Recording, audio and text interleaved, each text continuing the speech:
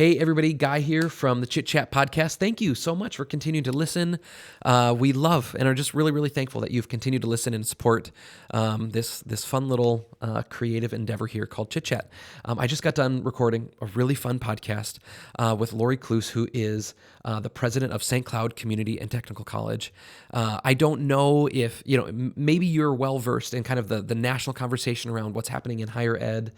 Maybe you're from Central Minnesota, you're here in our community, and you know all about the incredible kind of education opportunities there are at the community technical college. But if you don't, this is a really, really fun conversation. I love learning, I love education, and I love people that have given their lives to help educate and train our people here in St. Cloud. And so that was a really fun conversation all about that, and what's happening at the community college is really, really cool. And so I'm excited for you to learn more and hear more from Lori now. Thanks, everybody.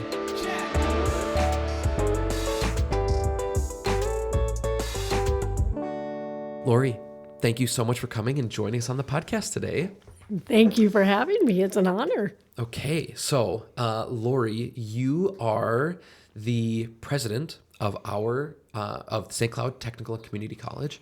Would you just tell us a little bit about you? How long have you been in St. Cloud, and how did you end up in this position as the president?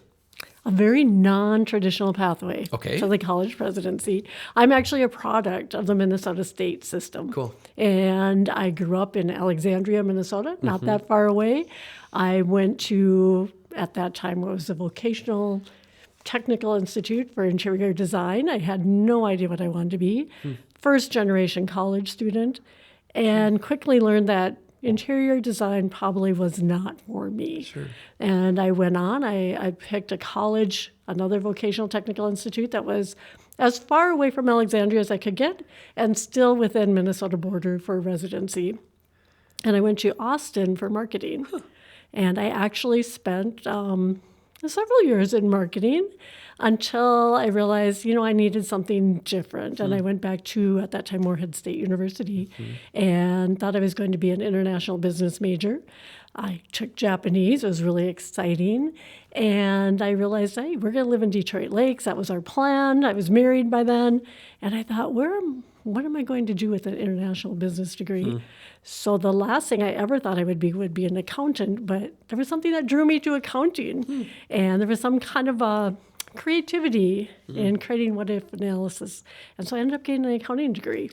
And from there became an auditor with the Office of the Legislative Auditor. That led me to St. Cloud Technical College at the time.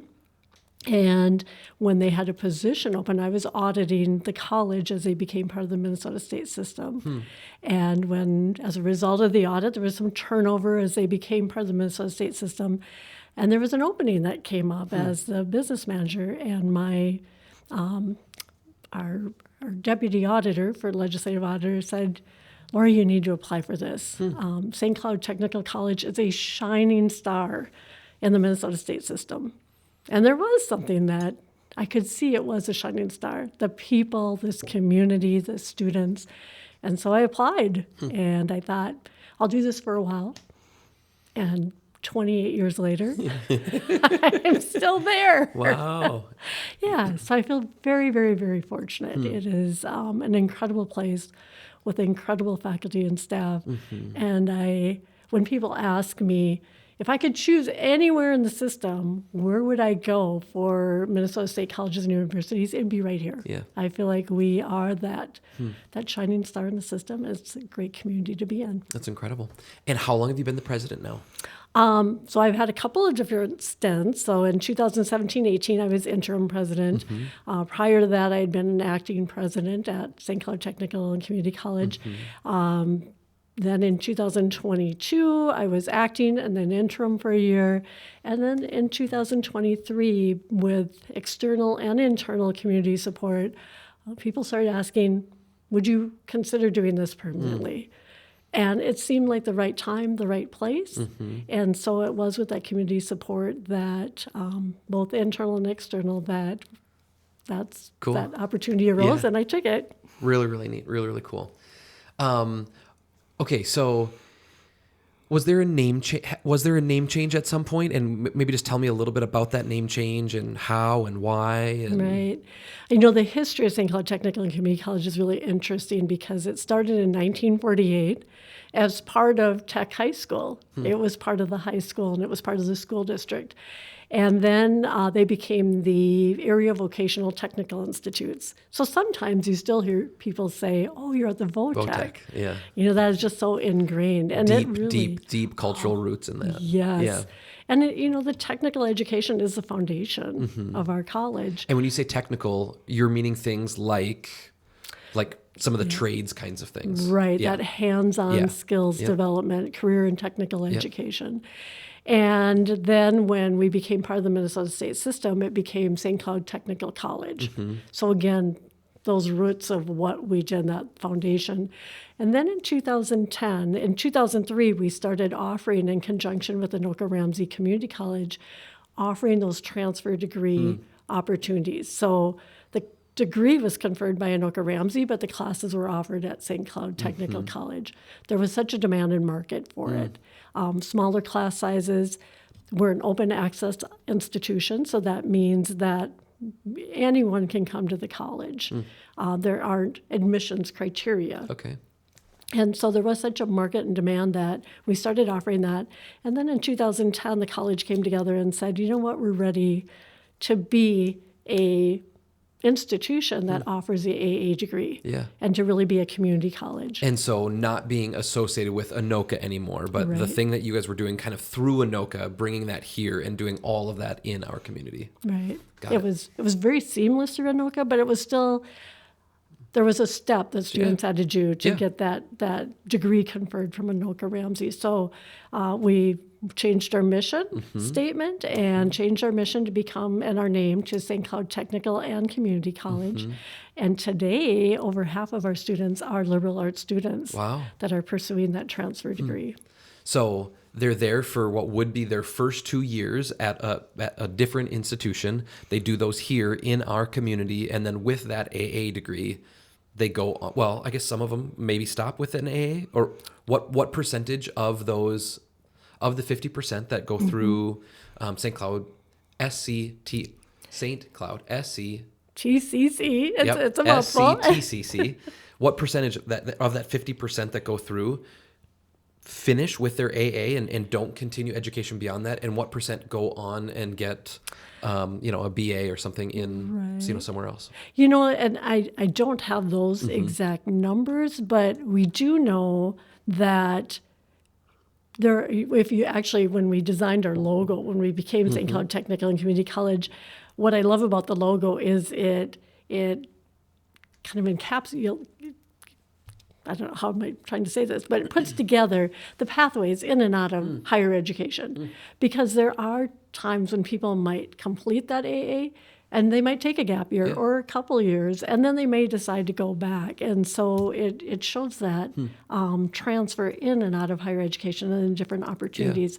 We do know that our number one institution where students transfer out to, and they also transfer in from, is St. Cloud State University. That's cool. That's neat. So what I'm really excited about is that we have such a strong partnership Yeah.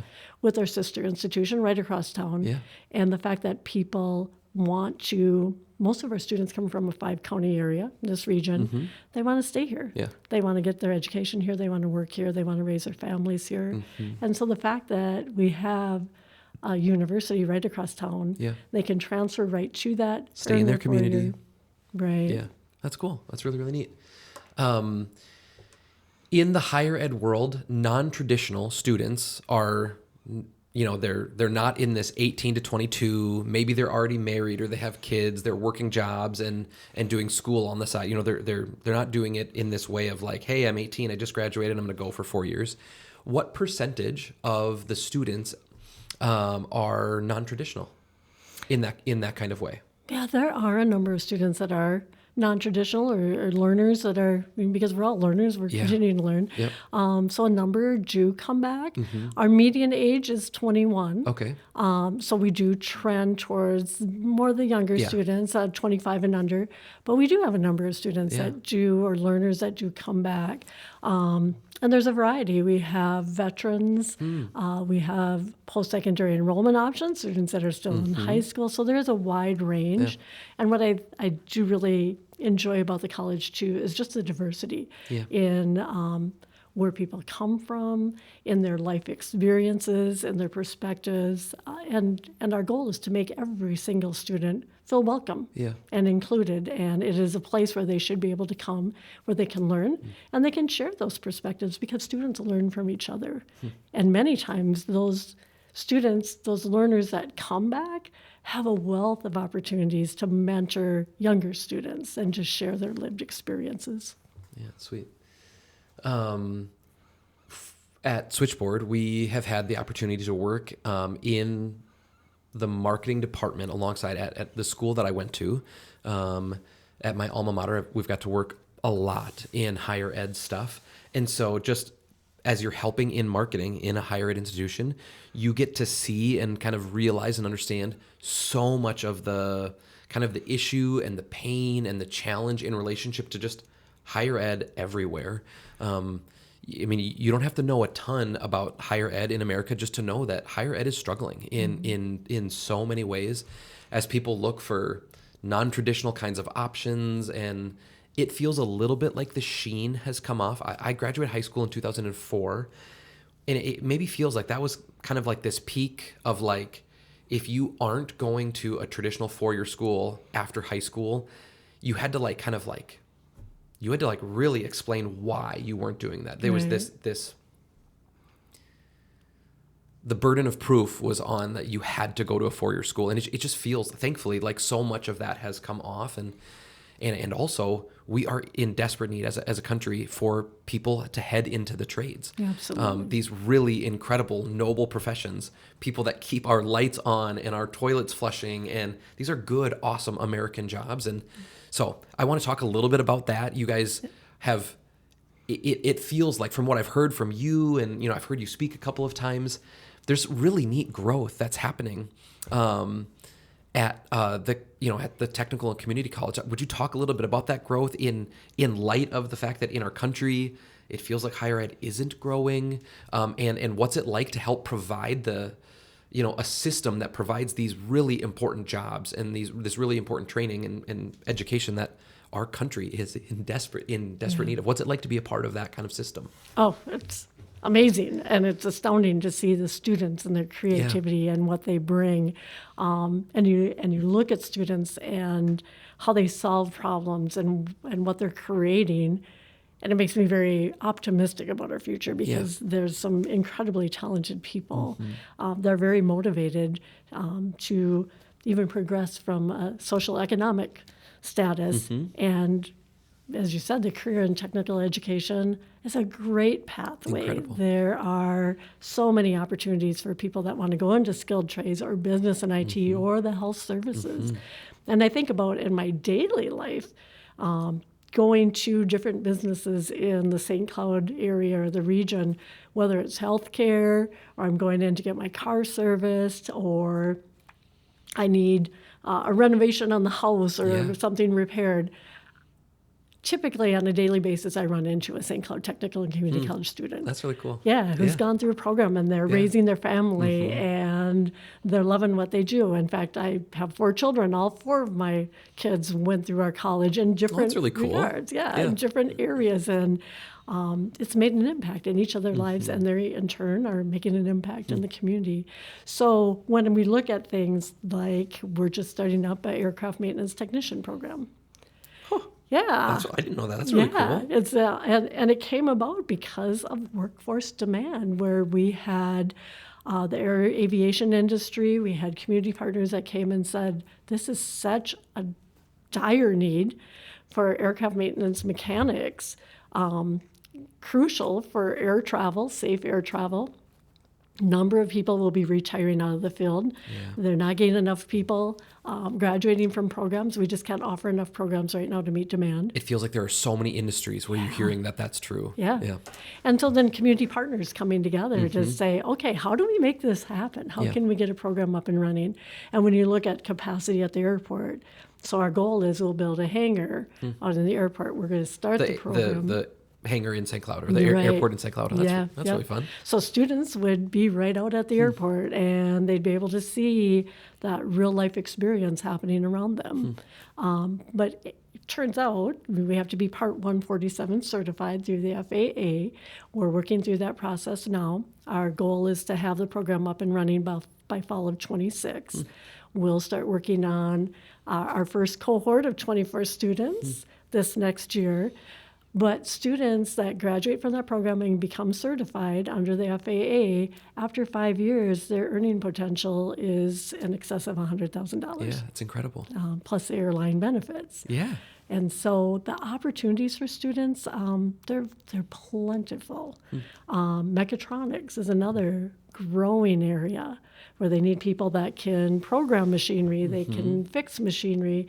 And these are not those manufacturing jobs from the 1950s where you think, it might be dirty and dark. No, these are shops and areas that are clean energy, exciting technological advancements. And On the cutting edge of so many of those things. Right.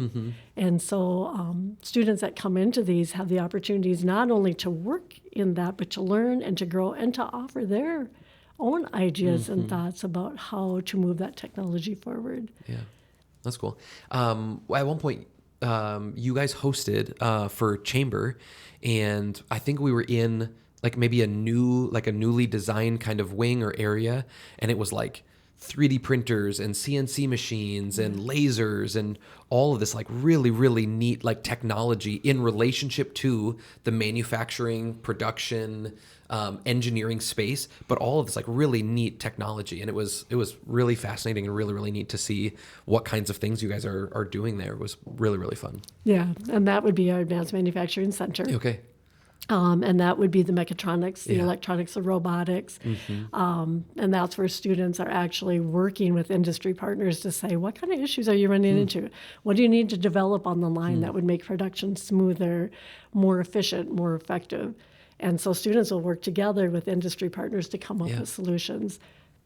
Use a 3D printer, Fanuc robots. We have a miniature, basically production assembly line that you can program in faults or errors, and then the students go find those and fix them. Things that I would have no idea how to do, and I'm so impressed that there are other people that know how to do this. It's neat that you keep referencing like industry professionals. Really, you're just talking about employers, right? I mean, I think that's something that's so fun about this like concept of community colleges and technical colleges is that relationship with big employers in your community.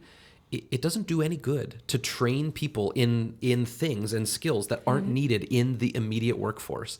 And so those partnerships with these big employers that people get this, not just generically like, hey, I completed a degree, I have some kinds of expertise in these kinds of things, but that you're actually training these really specific things that people that are looking for skilled labor are needing. I love that kind of like partnership between education and, our big employers. Yeah, and I think that's where we're really fortunate in St. Cloud. We have 34 advisory committees.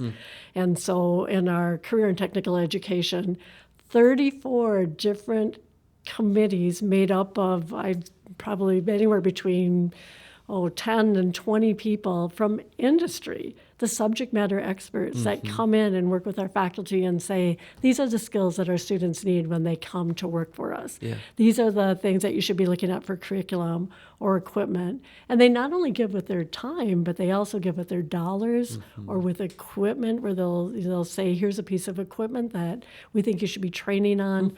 We couldn't do it without the community, and so it is this relationship that goes back and forth, and we work together, and it really makes our whole economy in this region thrive. You just see those partnerships and that collaboration makes it better for all of our students, but for our community, because our students stay here then and drive that economy and that economic growth. One of the things that you said that the majority of the students come from a 5-county area. Right. I never really thought about this little thing before, but so I'm guessing if they're coming from a 5-county area, that means that the majority of our graduates are staying then, right? If you're you're not looking for like a collegiate experience where you're like, I'm leaving. You know, that's sometimes when people are looking for that thing, they actually want to leave. But these are students that are choosing to stay close, which probably means that they aren't looking to leave in the same kind of way when they're done, maybe. Right. In small business, one of the things that you hear people talk about is like when you spend your money with small businesses, you're keeping money in our community, which is super, super important, super valuable. Right. It feels similar in education, like that the education that's happening, if these students are coming from a 5-county area and if they do stay, that education, like this workforce that is more educated, they're actually staying here. Right. And so like we try to keep dollars and resources in our community, it's neat that this education and this training is also then staying in our community. Yeah, that's super, super fun. I love what you guys are doing there. Well, then you see the generations.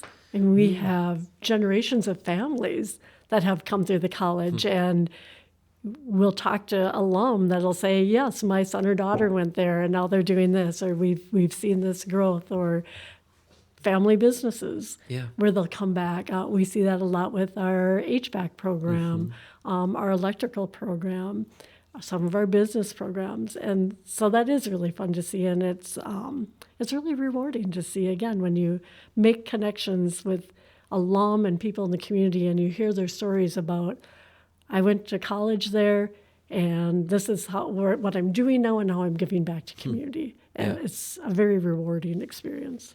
That's really, really cool. Story is the driving force for us here at Switchboard. Story is also the reason that Chit Chat exists. We tell stories of the people around us through photos, videos, branding, and websites. Story helps us find meaning, and it draws a community together, and we would love to help tell your story. You can find us at www.switchboard.mn. We would love to meet you. We'd love to talk with you and learn more about the story that you are trying to tell and how our story-driven marketing tools can help you communicate better. Can't wait to talk to you soon. What kind of growth in the last handful of years? What kind of growth have you guys seen in with your enrollment? You know, it's interesting when you talk about colleges, and right now that it might seem a little more challenging in higher education and some of the challenges that higher ed is facing. What we have seen in the last few years is I do think people see that value of a community college and a technical college education. Last year, we had growth of about 12% in our enrollment. It's incredible. It is. And it's across every area. It's in the liberal arts. It's in the career and technical education. This year, right now, we're trending about 5% enrollment growth. We have 3 more express enrolls, so that means that a student can come and in one day get most things done to be able to be registered and ready to go for fall classes that will start in August. Yeah. So we expect that will trend upward slightly. And then we want to do everything that we can to make sure that the students attain their educational goals. Sometimes that's not always a degree or a certificate, but we want them to go for that because once they have that, it's something that you have with you forever. That doesn't go away, that educational experience. And so we're working on different things to make sure that when students come in, we provide the support and the services and integrated services, that they have the resources they need to be able to complete what they started out to do. So we are seeing growth. We're seeing increases in retention, and it's an exciting time to be part of the technical and community college. That's really, really cool. All of that's really exciting and fun, and I'm sure there's a positive energy to that as your institution is growing, and it feels a little bit even just like the national conversation is like leaning more towards like, man, we need these jobs, we need this kind of training, we need this kind of like community involvement in our education. All of that seems really exciting, but obviously there are challenges that the school will face. And what are some of the hurdles that you see this kind of education, community and technical college education? What are some of the hurdles that you guys think you'll face in the next handful of years? Yeah, it's interesting you say that. We just went through our accreditation process. So that is it's a pretty significant process, a heavy lift. Everyone at the college is engaged in that. And we're really thrilled that we got a very positive report back. But one of the things that they said were that I thought was really profound was, you're doing some great things. You have a lot of momentum. Your biggest challenge is going to be to figure out how to sustain that. And I thought that is so true, because we know we have declining resources. There is not the state funding. We're funded by state appropriations and tuition. Those are our two biggest funding streams. The state funding simply isn't there, and inflation is outpacing what other resources we're getting from the state. We're doing a modest 4% tuition increase, but that doesn't cover everything. Yep. So it's thinking about, how do we sustain growth where we need it to be? How do we add on those new programs, and how do we invest in those programs? And at the same time, being aware of what those economic needs are. Where do we need that workforce to be trained so they go get jobs? And so we're constantly looking at, what is our budget? How do we make sure that we're providing education that's effective, that's efficient for students? How do we be good taxpayer stewards, stewards of taxpayer dollars? I love that. Yeah. So really, how do we do this efficiently, effectively, with the most impact on the students' education, where they're prepared, they're ready to go out into the workforce? And again, where we're really fortunate is being in St. Cloud. There is so much collaboration. There is support from our community partners, whether it's in equipment or in kind, in lending their expertise and their services, or financial resources. And there are a number of people that have been very generous in providing those financial resources, whether it's in scholarships, for operations like our J. Weedham Foundation. We're doing a Center for Student Success. They've donated $2 million to build out a success center for students for wraparound services. We have to, it's a matching grant, so they are expecting that we also raise $2 million in other investments to be able to do this. Right now we're at $1.4 million. So the community support is critical, and it's there. Yeah. This is a great community for people stepping up and really helping each other. That's really cool. So you had said that you guys you're going to raise tuition by 4%. Right. I mean, in light of the world, inflating at 10%, 4 doesn't, I mean, 4 is sweet and gracious, and I think it's a nice thing. How, as you go to raise tuition like that, do you hear back from students? Like, how do you make some of those decisions on the level that you have to raise tuition isn't what the world is inflating at? So how do you make some of those decisions on where to go, and then how to make up some of this difference? Granted, you've got some of these neat grants and some of that stuff, but how do you make some of those decisions on where to go when you make those calls? Yeah, great question. So we do a pretty extensive student consultation process. And when we worked with the students and talked with students throughout the year, we were really looking at more like a 7% increase. And the students were supportive of that. I mean, on average, if you're looking at 1 year at the college, you're looking at about $6,000 for tuition and fees. So when you think of the investment, and many times we can look at scholarship dollars, or if you're Pell or financial aid eligible, we know there's an opportunity cost to going to college, but there are many times when we can get the tuition and fees themselves. There are other opportunities where we might be able to help with that. But there's still a cost for the student. And when you look at that return on investment, though, for, say, a 2-year college education at $12,000, it's a really good return on investment. Yeah. And when we work with the students, they recognize that. They see that. They know the investment that they're making, and they see the earning potential.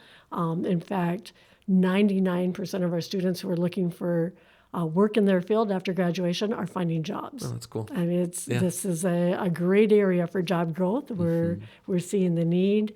So students are getting those jobs. But then it's always balancing that, because no one wants to raise tuition for students. That's just not what you want to do. Yeah. So it's balancing, what do we do for tuition to make sure that we can reinvest that for the students and they see that economic impact. 80% of our budget are salaries, because we provide the service. It's our faculty, it's our staff, and we want to make sure that we have the people there that do provide those services for students, that students aren't left floundering or wondering where they can go for help. Yeah. And so it's continuously balancing what are the needs for students, what are the needs that we're seeing. Every student has a unique situation. Yeah. How do we serve those needs with the most efficient use of those resources that we have? And then where are other things that we might be able to look at to enhance, whether Yeah. that's equipment donations or generosity of some of our donors for scholarships or other operational needs. What's the current enrollment as we head into the fall 2025? Where are you guys at? We're about 5% right now. Or but like what is that number? Oh, okay. We're right now we're about 4,900 head count for Wow. students. The other area that we see continuing to grow is post-secondary enrollment option. Yep. So students that are in high school. I mean, I think of the options that people have now that Oh, yeah. I wish I would have had Yeah. back in the day, a long time ago. But students that are in high school that come and take, whether it's a couple classes or they're taking a full load. And Yeah. so we have students that are starting out their junior year of high school, taking a full load at the college, and they'll graduate with their 2-year Yeah. transfer degree when I've they known- graduate from high school.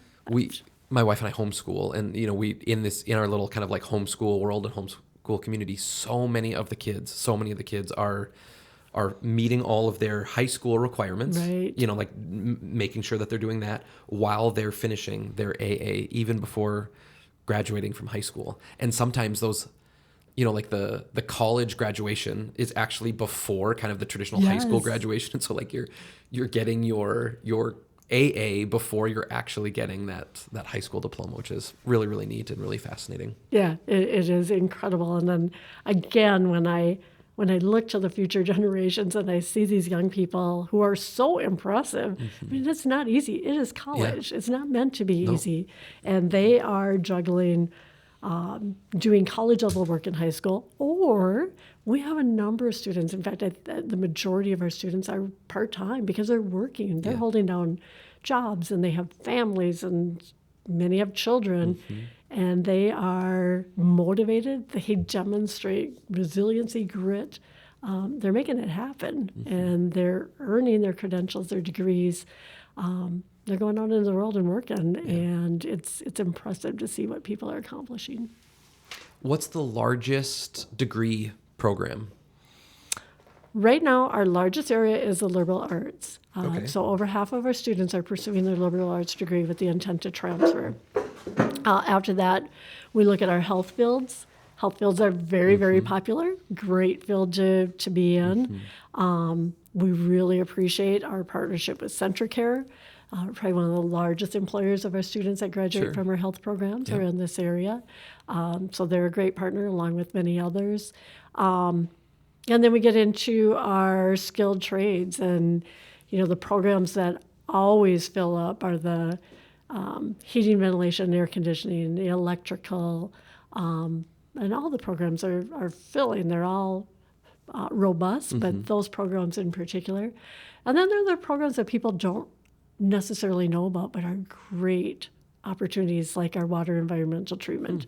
And so to work for a municipality or a city doing water treatment, and I think people sometimes think, "Ooh, what is that? That doesn't sound so glamorous." It is such a cool thing. It's working with the chemicals and working with the water to make sure that there's safe drinking water, checking water levels, and then in the industry there are Cold Spring Granite does water treatment, and so there are so many opportunities that I think students or learners may not even realize what kind of jobs are out there and where they can get involved and make a great living and wages and things they might not have ever thought about. Yeah, that's cool. So, I mean, because of where it's located, well, I guess it feels like for me, I mean, when I'm coming into work, I drive past the school, at least twice a day, Right. or often I'm driving past it. And just because of where it's located, lots of people are driving by. As people are driving by, as the president, what's the one thing that you wish that people knew about your school and about your students? I would invite people to stop in and see what we do. I think sometimes that VOTEC image is still out there. And what we hear people say many times when they come in is, oh my gosh, I had no idea everything that you offered here. There are 75 plus programs. There are opportunities that I don't think people realize are there for, again, a relatively low cost with a huge return on investment. And I want people to know that they are welcome to stop anytime. People are there and ready to welcome them in, give them a tour, talk about what their dreams and hopes might be and their goals, and just show them what we have to offer. And if it's not their place, then maybe there's somewhere else we can redirect them that might have what they're looking for. So I'd say just stop in, explore, see what's there, because it is incredible. And even if there's not a program you're interested in, there might be, if you're a business and industry person, maybe that's where you want to come and connect with students. Or maybe it's somewhere that we have a host of things where people could volunteer, whether it's DECA clubs and interviewing, judging, skills, USA competitions. Get involved and offer to help. We would love to have that and just expand on those connections. That's wonderful. Well, sweet. Lori, thank you so much for telling us more about what's happening over the last couple of years, as I have heard you speak a couple of times and as I have got to learn more about what's happening at St. Cloud Community and Technical College. I have just, I've been increasingly more just excited and thankful for just in general, people that think creatively about how to approach education. And I love that there are so many different options. I love that St. Cloud State is here in our community.